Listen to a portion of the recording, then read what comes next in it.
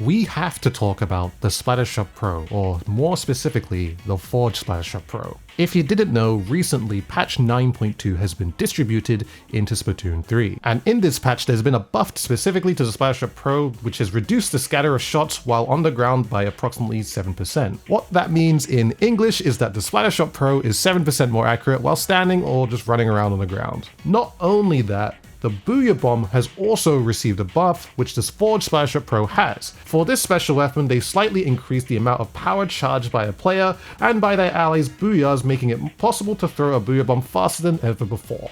On top of that, they've increased explosive radius by 5%, and they've also increased the damage dealt to specifically Big Bubbler by 33%. So why does this make the Forge Splattershot Pro a much more legitimate weapon? Well, first of all, it's a much more consistent and actually reliable weapon than it ever has been before. If you've used the Splattershot Pro before the buff, you probably would have noticed that, hey, my weapon doesn't exactly shoot as straight as it should, but with it having the accuracy buff, it is so much more consistent. And on top of that, with Booyah Bomb being stronger, it allows the weapon to actually fend off against big bubbler weapons, most notably one being the Mint Decavitator, which I would say is probably one of the most popular big bubbler weapons currently in today's play for Splatoon 3. So in this video, you're going to be watching me play the Forge Splattershot Pro and how much better it is now. Will we see the Forge Splattershot Pro or the regular Splattershot Pro used more in competitive?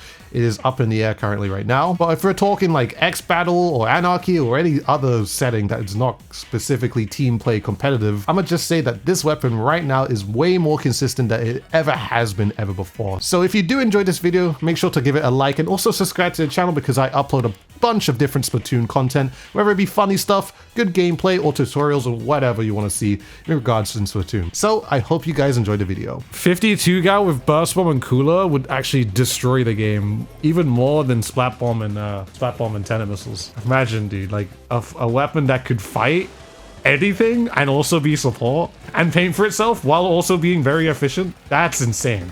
That's crazy. It would be actually the biggest what were they thinking moment. Just like, man, we were doing okay, and then this happened, you know?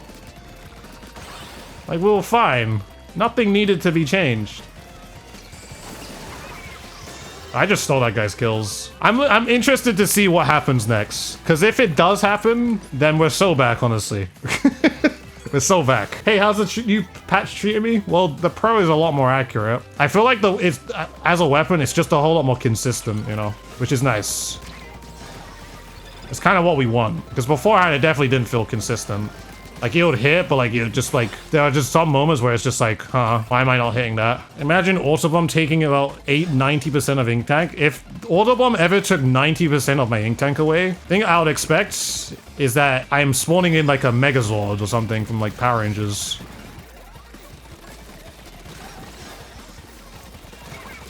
Because 90% is crazy for Autobomb.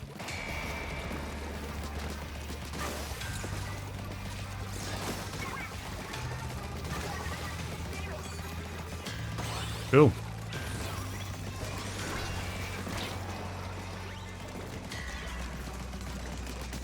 Cool. I hear Aerospray. Well, the eggs and salmon clams. That's it. That took a while to get.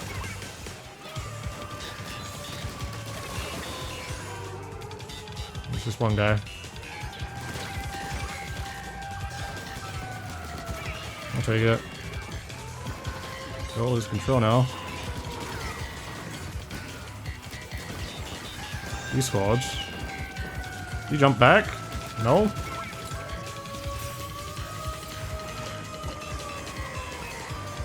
That's worth.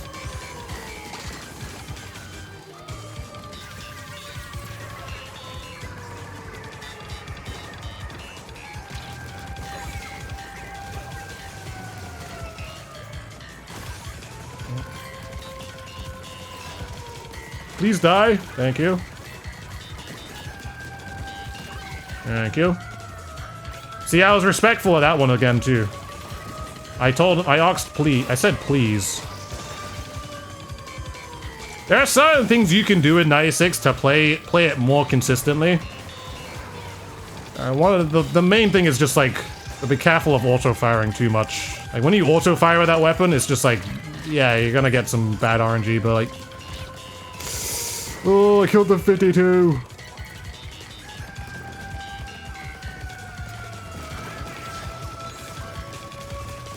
Oh, got him. Well, he's stuck here. There we go.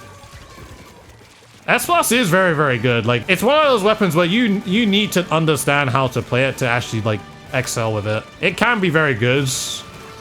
It's just...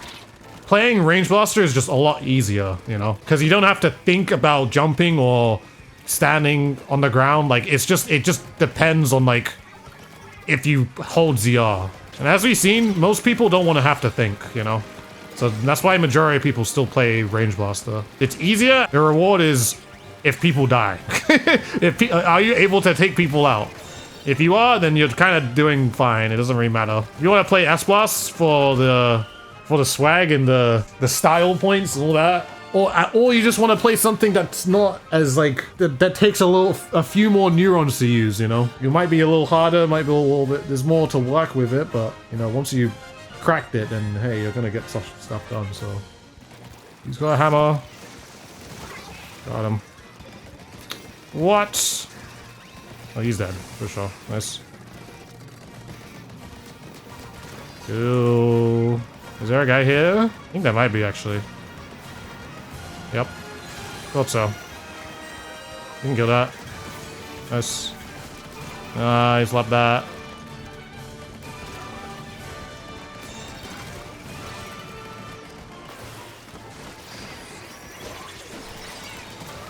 I didn't actually get the kill, unfortunately.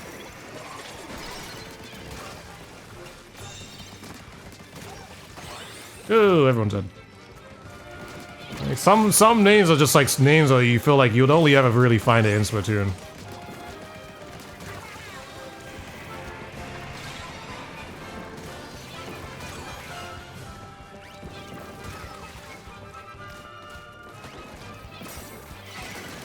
I'll take that. Uh-oh. Hopefully I live. I live. I'm just gonna chill for a second.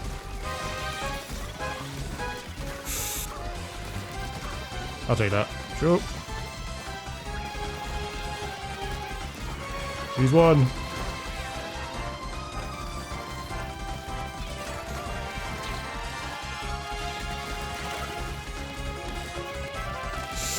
I'll take it. It's the Tetra. There you go, nice. Really shredding them now. If I hit that, I could have hit that for sure.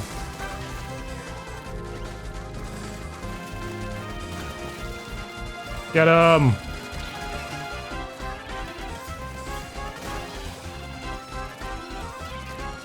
Dude, we're really like keeping him in here, you know?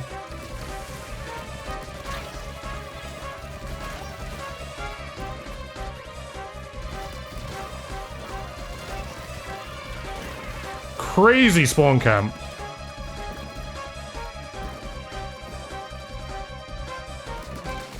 Crazy spawn camp.